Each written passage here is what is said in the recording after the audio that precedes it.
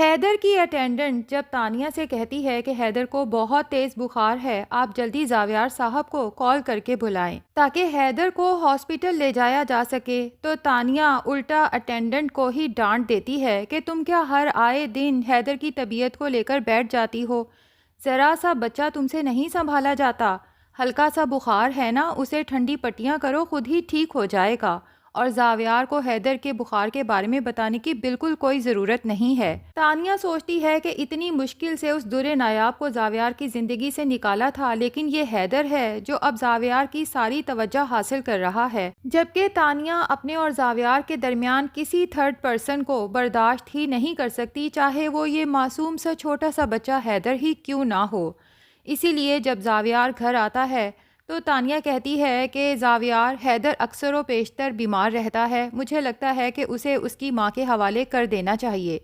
کیونکہ جو خیال اس کی ماں کر سکتی ہے وہ کوئی اور نہیں کر سکتا۔ زاویار تو پہلے ہی بہت غصے میں تھا کیونکہ در نایاب کی طرف سے نوٹس پہ نوٹس آ رہا ہے اور زاویار کے وکیل نے بتا دیا ہے کہ در نایاب نے بہت تگڑا وکیل کیا ہے اور کسٹڈی کا کیس اب وہ جیت جائے گی، جس پہ تانیہ کہتی ہے کہ ویسے بھی بچے پہ پہلا حق اسی ماں کا ہوتا ہے، اس سے پہلے کہ در نایاب کیس جیتے تم اس پہ احسان کرتے ہوئے اس کا بیٹا اسے دے دو۔ زاویار کو تو تانیہ پہ شدید غصہ آتا ہے اور وہ اسے کہتا ہے کہ شاید تم بھول رہی ہو،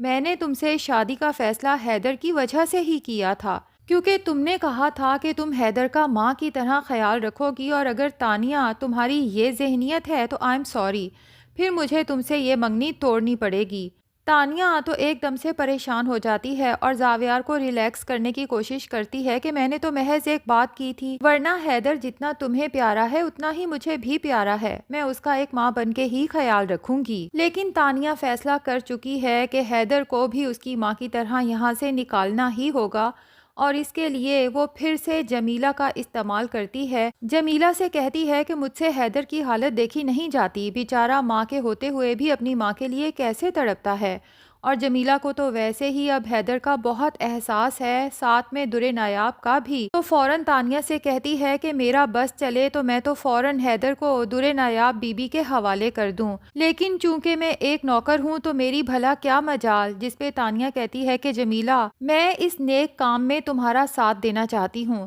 ہم نے بہت برے کام کیے ہیں مل کے، کیوں نہ اس دفعہ ایک اچھا کام بھی کر لیں، لیکن تمہیں مجھ سے وعدہ کرنا ہوگا کہ اس میں میرا نام نہیں آئے گا، اس کے لیے میں تمہیں اچھا خاصا پیسہ دینے کو بھی تیار ہوں۔ جمیلہ تو تانیہ سے کمٹمنٹ کر لیتی ہے کہ میں آپ کا نام نہیں لوں گی، لیکن تانیہ جب اپنی دوست سے یہ سب شیئر کرتی ہے تو اس کی دوست کہتی ہے کہ تم نے بہت بے وقوفی کا مظاہرہ کیا ہے، اتنی مشکل سے تو زاویار تم سے شادی کے لیے رضامند ہوا ہے، اور اب جب سب کچھ ٹھیک جا رہا ہے تو کہیں تمہاری یہ حرکت زاویار کو تم سے دور ہی نہ کر دے۔ تانیہ کہتی ہے تم فکر نہ کرو، میں نے ایسا چکر چلایا ہے کہ سانپ بھی مر جائے گا اور لاٹھی بھی نہیں ٹوٹے گی۔ اب جمیلہ جب در نایاب کو کال کر کے کہتی ہے کہ جب سب گھر والے گھر پہ نہیں ہوں گے تو آپ حیدر بابا کو یہاں سے آ کے لے جائیے گا، کیونکہ وہ اب اکثر و بیشتر بیمار رہتے ہیں اور گھر میں کوئی بھی ان کا خیال نہیں رکھتا۔ در نایاب تو یہ سن کے تڑپ اٹھتی ہے، جنید اور ماہم بھی اس کے ساتھ ہوتے ہیں، تو در نایاب کہتی ہے کہ ایک دفعہ میرا حیدر مجھے مل جاتا ہے تو میں زاویار اور باقی سب گھر والوں کی تمام غلطیاں معاف کر دوں گی، جس پہ جنید غصے سے کہتا ہے کہ در نایاب بھابی، آپ کا دل بہت بڑا ہے، آپ معاف کر سکتی ہیں، لیکن میں ان لوگوں کی کوئی غلطی معاف کرنے کو تیار نہیں ہوں۔ مجھے تو حیرت اس بات پہ ہے کہ زاویار بھائی یا موم ڈیڈ میں سے کسی کو بھی ابھی تک تانیہ کا اصل مکروہ چہرہ نظر نہیں آیا،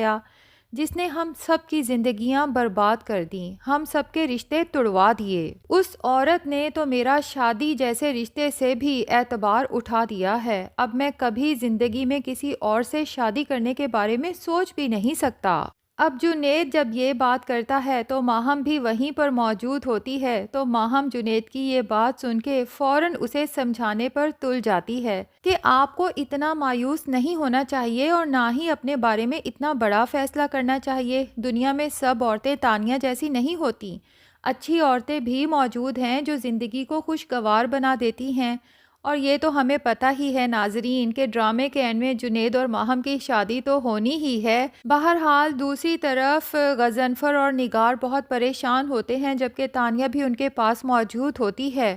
غضنفر نگار کو بتاتا ہے کہ در نایاب کا وکیل نوٹس پہ نوٹس بھیج رہا ہے، جبکہ ادھر زاویار کی طرف سے کیس پر کوئی کارروائی ہو ہی نہیں رہی۔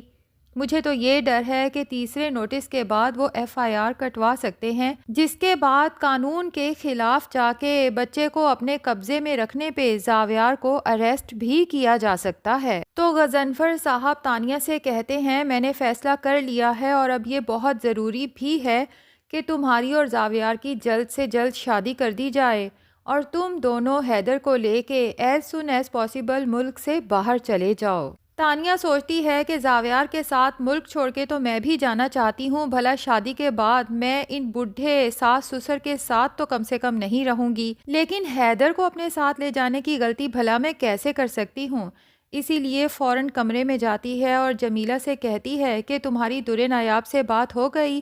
سب گھر والوں نے آج باہر جانے کا پلان کیا ہے، تم در نایاب سے کہو کہ وہ فوراً پہنچے اور اپنے بیٹے کو لے کے چلتی بنے۔ دراصل تانیہ کو یہی فکر ہے کہ در نایاب کے کیس جیت جانے کے بعد زاویار جلد سے جلد حیدر کو لے کے ملک سے باہر فرار ہونے کی کرے گا،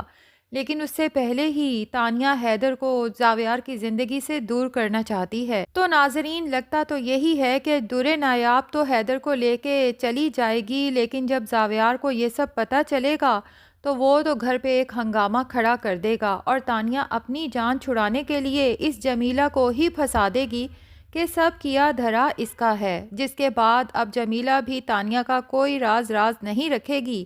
بلکہ زاویار اور سب گھر والوں کے سامنے ایک ایک کارستانی اس کی کھول کھول کے سنائے گی کہ شروع سے لے کے اب تک اس تانیہ نے در نایاب کے خلاف کون کون سے پلانز کیے ہیں، محض اسے گھر سے اور زاویار صاحب کی زندگی سے نکالنے کے لیے، اور ساتھ ہی یہ بھی بتا دے گی کہ در نایاب بی بی نہ تو لالچی ہیں اور نہ ہی چور ہیں، بلکہ تانیہ نے ہی وہ تمام زیورات چرا کے مجھے دیے تھے تاکہ الزام در نایاب بی بی پہ آئے، حالانکہ اصل لالچی عورت یہی تانیہ ہے، کیونکہ یہ زاویار صاحب سے اس کی دولت کی وجہ سے ہی شادی کرنا چاہتی ہے۔ تو زاویار کو بھی یاد آئے گا کہ جو چیک میں نے در نایاب کے لیے دیا تھا 25 لاکھ کا، اس کے بھائی اور بھابھی نے وہ تو پھاڑ کے میرے منہ پہ پھینک دیا تھا۔ اس کا مطلب کہ در نایاب نے تو پیسوں کی ڈیمانڈ کی ہی نہیں تھی، وہ چیک تو ابھی تک اس کے بھائی اور بھابھی کے پاس تھا، اور در نایاب کو ویسے بھی زاویار اسی جیولری کی وجہ سے ہی تو چور اور لالچی سمجھ رہا تھا جو اب اس کے سامنے پڑی ہے۔ اب جا کے زاویار کو عقل آئے گی اور سوچے گا کہ میرا بھائی صحیح کہتا تھا، صحیح تڑپتا تھا کہ اس تانیہ نے اس کی زندگی عذاب بنا رکھی ہے، میرے ساتھ تو محض اس کی انگیجمنٹ ہوئی ہے اور میرے اوپر اتنا روب ڈالنے کی اور کنٹرول کرنے کی کوشش کرتی ہے، اور میرے معصوم سے بھائی جنید کے ساتھ تو اس عورت کی شادی ہوئی تھی، پتہ نہیں اس کے ساتھ کیا کیا ظلم کرتی ہوگی۔ ویسے تو زاویار کی عقل پہ پڑا یہ پردہ جنید کے پاس موجود تانیہ کے خلاف ویڈیو بھی اٹھانے میں مدد کر سکتی تھی، لیکن جنید نے بہت سمجھداری سے ویڈیو تو بنائی، لیکن اس کے بعد اتنی ہی بیوقوفی کا مظاہرہ کرتے ہوئے اس ویڈیو کو اپنے تک ہی محدود رکھا۔ اگر میرے پاس میرے دشمن کے خلاف کوئی ایسی ویڈیو موجود ہوتی تو میں تو اسے سب کے سامنے ضرور بے نقاب کرتی، لیکن جنید لگتا ہے بہت ہی شریف انسان ہے کہ طلاق کے بعد بھی تانیہ کو بدنام کرنے سے گریز کر رہا ہے۔ بہرحال جنید کی اچھائیوں کا صلہ تو اسے ملنے ہی والا ہے ماہم کی صورت میں، لیکن دعا کرتے ہیں کہ زاویار اور در نایاب کے درمیان بھی تمام غلط فہمیاں ختم ہو جائیں اور وہ بھی ایک ہیپی فیملی کی طرح رہنے لگیں حیدر کے ساتھ۔ تو ناظرین آپ میں سے کس کس کو انتظار ہے کہ اب دل نادان ڈرامے کی ہیپی اینڈنگ جلد سے جلد ہو جانی چاہیے؟ کمنٹ سیکشن میں ضرور لکھیں، اور اگر ہمارے چینل پہ نئے ہیں تو پلیز چینل کو بھی سبسکرائب کر لیں۔